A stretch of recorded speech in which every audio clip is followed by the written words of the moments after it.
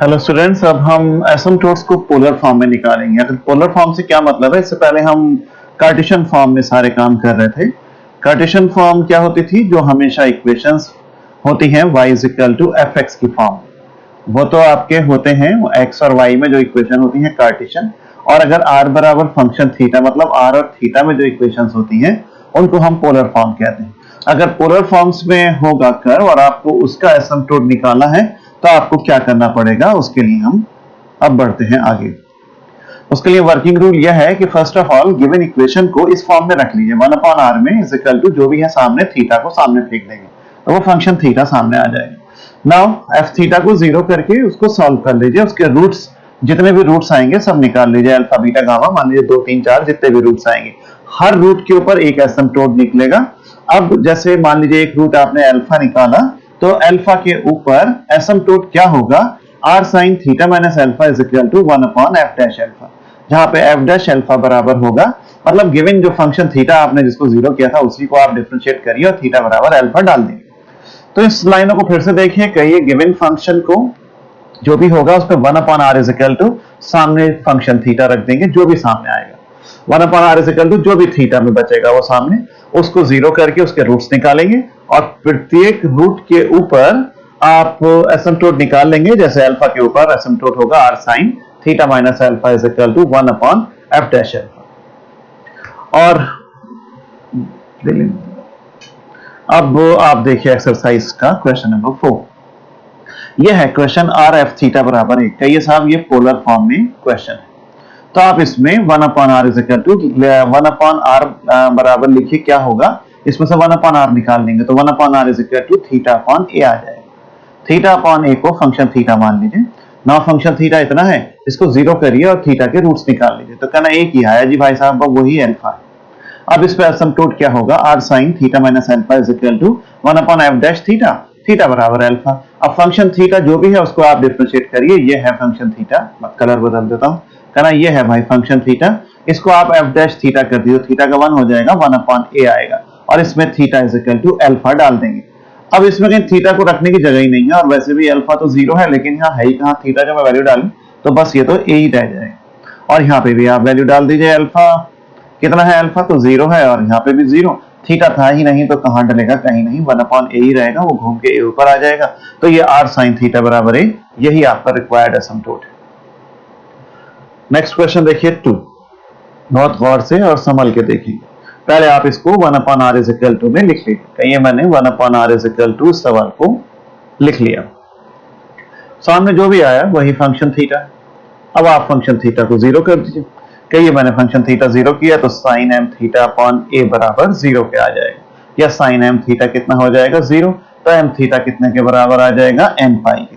वैसे भी याद रखिए अगर साइन थीटा बराबर साइन अल्फा होता है तो theta is equal to n pi, असल में अल्फा तो यहाँ पे जीरो है ना, तो मतलब ये इज इक्वल टू तो जीरो है ना, तो m थीटा कितने के बराबर आएगा, n पाई पे।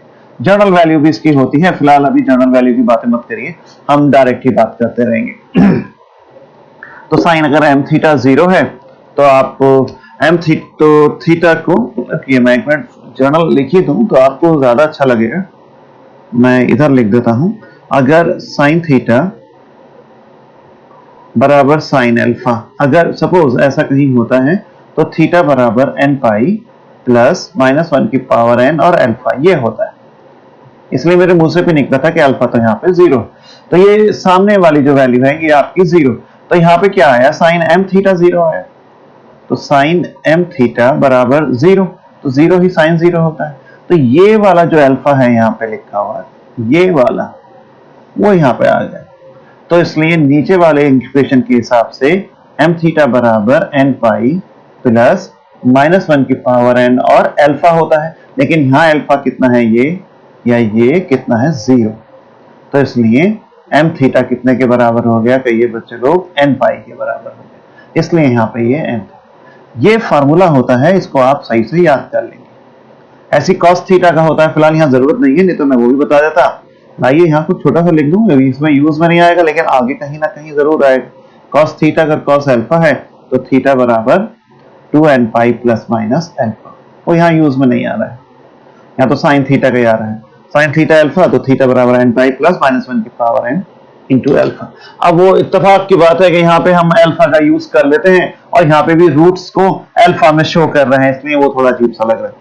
खैर एम थीटा बराबर एन पाई आ गया, तो थीटा बराबर एन पाई अपॉन एम, इसी को आप उसका एक रूट मान लीजिए, कुछ भी मान लीजिए, अल्फा लिख दिया। अब एफ डैश थीटा पहले ही निकाल लीजिए, तो एफ डैश थीटा मतलब डिफरेंशिएट कर दीजिए इक्वेशन नंबर, ये जो 2 माना था ना एफ थीटा, यहाँ पे ये ऊपर जो एफ थीटा है इसको डिफरेंशिएट कर दें और इसमें अल्फा डाल दें। अल्फा कितना है यहाँ पे, कहिए अल्फा ये है एन पाई अपॉन एम, तो आपने यहाँ पे n pi upon m substitute कर दिया, तो f dash alpha n pi upon m, तो बराबर ये आया और कॉस एन पाई आ गया, इसको यहाँ पे आके रुक जाइए। अब आप कहिए क्यों निकालना है, कहना है यार इसलिए निकाल लेते हैं, इक्वेशन ऑफ एसिम्प्टोट ये होती है r sine theta minus alpha is equal to 1 upon f dash alpha, तो आपने पहले ही निकाल लिया एफ डैश अल्फा। पिछला सवाल तो छोटा सा था, उसमें अलग से निकालने की आवश्यकता नहीं थी, यही डिफरेंशिएट कर दिया था, लेकिन यहाँ मैं एकदम एफ डैश अल्फा नहीं निकालता, इसलिए मैंने पहले ही निकाल दिया। यहाँ पे ये काम हमने पहले ही कर दिया है इतना, तो आपकी जो सारी वैल्यूज आई हैं वो इसमें सब्स्टिट्यूट कर देंगे। तो एक बार आप फिर से सुन लीजिए सारी तामझाम। आर साइन थीटा बराबर ये था, तो 1 upon r is equal to जो भी चीज आई उसको फंक्शन थीटा माना, फंक्शन थीटा को जीरो किया, साइन एम थीटा जीरो। असल में यही जीरो कितने के बराबर है, साइन जीरो के, जो ये लिखा हुआ है। अब अगर ये फॉर्मूला होता है, अगर साइन थीटा साइन अल्फा होता है, तो थीटा बराबर n pi plus minus one की पावर 1 इंटू अल्फा होता है, तो यहाँ पे भी यही लिखना था, एम थीटा बराबर n pi plus minus one की पावर एन, और ये वाला एंगल, ये एंगल तो जीरो है, तो खाली एम थीटा एन पाई रह जाएगा, इसलिए यहाँ पे डायरेक्ट लिख दिया है एम थीटा बराबर एन पाई।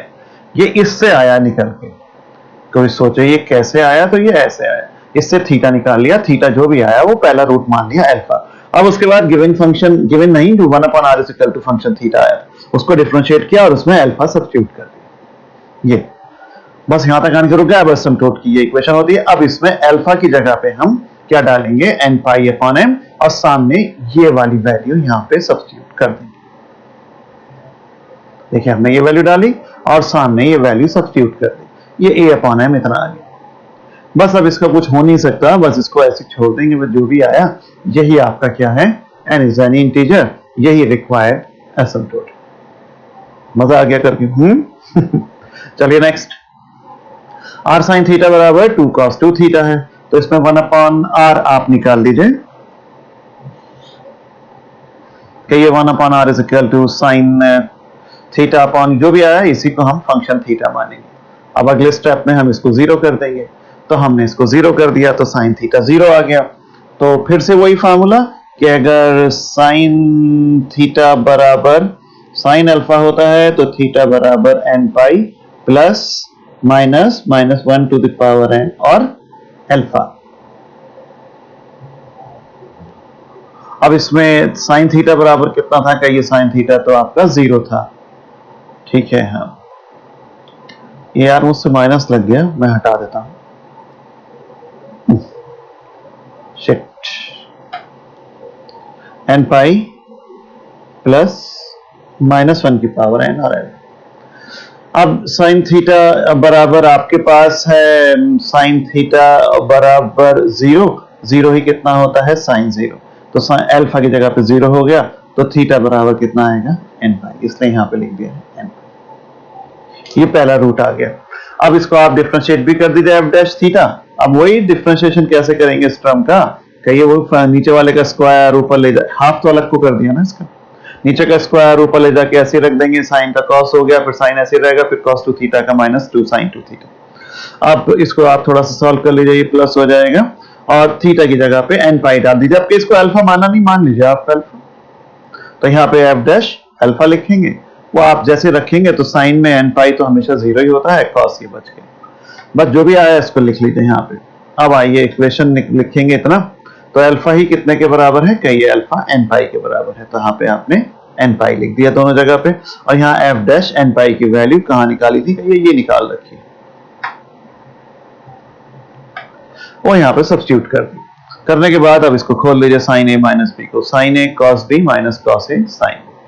अब साइन एन पाई हमेशा जीरो है, देखो जी ये याद रखना, साइन एन पाई क्या, ऐसे कहिए साइन पाई जीरो, साइन 2 पाई भी जीरो, हर साइन की वैल्यू जीरो। तो इसलिए साइन एन पाई हमेशा 0। अब मैं आपको कुछ एक्स्ट्रा बात बताता हूं। कॉस पाई कितना कहिए -1, तो कॉस 2 पाई कितना +1। ये याद रखिए, कॉस 3 पाई -1, कॉस 5 पाई वो भी -1, कॉस 4 पाई छूट गया मुझसे वो 1। तो ऐसे कहिए जब इवन नंबर आता है तो ये 1 होता है, cos 6 पाई भी 1 होता है। तो हमेशा याद रखना cos 2n पाई ऑलवेज 1, और cos n पाई, cos बोल रहा हूं लिख साइन रहा हूं, cos 2n पाई ऑलवेज 1। ये इवन नंबर आ गया ना इसलिए। और अगर cos n पाई आ जाए, cos n पाई में मुझे नहीं पता कि n क्या है, n अगर इवन है तो +1 और ऑड है तो -1, तो -1 की पावर n लगा देते हैं। अगर n 2 है तो अपने आप प्लस हो जाएगा और 3 है तो अपने आप माइनस हो जाएगा। लेकिन साइन n पाई भी 0, साइन 2n पाई भी 0। ये दोनों याद रखना एक दूसरे के कंट्रास्ट में, यहां पे क्या होता है और यहां क्या होता है। चलिए हम यहां तक आ गए थे। तो साइन एन पाई मैंने बताया हमेशा 0। अब कॉस एन पाई को इससे मल्टीप्लाई कर दीजिए। आपको अभी अभी बताया गया नीचे कि कॉस एन पाई -1 की पावर n होता है। तो कॉस एन पाई -1 की पावर n, तो यहाँ पे स्क्वायर लगा है तो -1 की पावर n का होल स्क्वायर कर देंगे। और कॉस 2n पाई ये इवन नंबर हो गया है, तो कॉस 2n पाई अभी बताया गया कि वो +1 होता है, तो ये 1 के बराबर होगा। और -1 का n का स्क्वायर है तो 2 अंदर ले आइए और n बाहर, तो ये +1 हो जाएगा और होल पावर n हो जाएगी, तो वो 1 ही होगा। तो इसलिए r sin थीटा बराबर 2 आपका आंसर आएगा। बहुत सही से दो दो बार क्वेश्चन को देखिए, जो प्रॉब्लम लग रही हो वो आप मुझसे झट से पूछ लीजिए, सोचिए उस बारे में। अब अगला देखिए 6 का सेकंड पार्ट होमवर्क है, घर से करिएगा। अब ये देखिए 2/r इतना, तो 1/r इज इक्वल टू जो भी आया उसको फंक्शन थीटा, तो f थीटा को 0 कर दीजिए, तो 1 + sin 2 थीटा ये 0 हो गया। ये बड़ा विकट सवाल है। साइन थीटा जो है देखिए वो -1/2 हो गया, इसको साइन -π/6 कहेंगे, तो थीटा बराबर हम इसको ऐसे लिख सकते हैं। इतनी देर से बता रहा हूँ साइन थीटा बराबर साइन अल्फा, तो थीटा इतना होता है। तो यहाँ पे देखिए ये काम कर गया, n पाई प्लस -1 की पावर, और ये इसी को आप अल्फा मान लीजिए, ठीक हो गया। अब फंक्शन डैश थीटा हम पहले ही निकाल लेंगे, ये करा और इसमें हमने अल्फा की वैल्यू सब्स्टिट्यूट कर दी। नाउ इक्वेशन ऑफ एसिम्प्टोट कहना ये होता है r sin theta minus alpha बराबर 1/f डैश अल्फा। तो अल्फा की जगह पे जो हमने ऊपर एंगल निकाला है इतना भयानक सा, वो यहाँ पे डाल दीजिए। अब आप कहिए मैं दो केस लूंगा, एक बार n को इवन लूंगा, एक बार ऑड लूंगा। इवन लेते ही -1 की पावर, इवन का मतलब हो गया 2 4 6 ऐसे, तो ये 1 हो जाएगा और ये भी +1 हो जाएगा, तो ये जैसे चीजें इसमें से गायब हो जाएंगी अगर n इवन है। तो देखिए ये फौरन यहाँ से गायब हो गई। अब इसमें से एक माइनस कॉमन ले लिया, यहाँ आ गया, ये तो ऐसे ही रहेगा, ये तो यहाँ तक ऐसे ही रहेगा। यहाँ से हमने माइनस कॉमन ले लिया, तो sine minus theta minus sine theta होता है, तो वो माइनस बाहर आ जाएगा। अब sine n pi minus theta कितने के बराबर होगा? देखिए sine 2 pi minus theta fourth quadrant में गया ना, इसमें फोर्थ में, तो साइन नेगेटिव होता है, माइनस साइन थीटा। 4 पाई माइनस थीटा वो भी माइनस साइन थीटा, भाई 2 पाई भी यही है और 4 पाई भी यही है, अगर ये ओरिजिन है तो माइनस थीटा यहाँ पे है तो यहाँ हमेशा नेगेटिव। तो n पाई, n कितना है, इवन मान रखा है अभी अभी यहाँ पे, तो इवन माइनस थीटा, तो ये हमेशा इवन ही तो है, 2 4 6, तो ये माइनस साइन थीटा होगा। तो इसमें साइन ये वाली value n pi minus theta minus sine theta होगा। और ऐसी कॉस देखिए, cos 2 pi minus theta, cos की वैल्यू यहाँ पे हमेशा पॉजिटिव होती है, 4 पाई माइनस थीटा वो भी पॉजिटिव, तो cos n pi minus theta कितने के बराबर हो जाएगी? क्योंकि n आपने इवन मान लिया, हियर थीटा नहीं, n इज इवन, तो अगर ये n इवन है तो cos n pi minus theta वो कॉस, इसलिए यहाँ पे ये value n pi minus theta cos theta. वरना कॉस a माइनस b का फॉर्मूला लगा के भी ये निकाला जा सकता था, दोनों से निकाल लीजिए कैसे भी। बस उसके बाद कॉस पाई बाई क्या बचा था, 6 था ना, वो √3/2 होगा।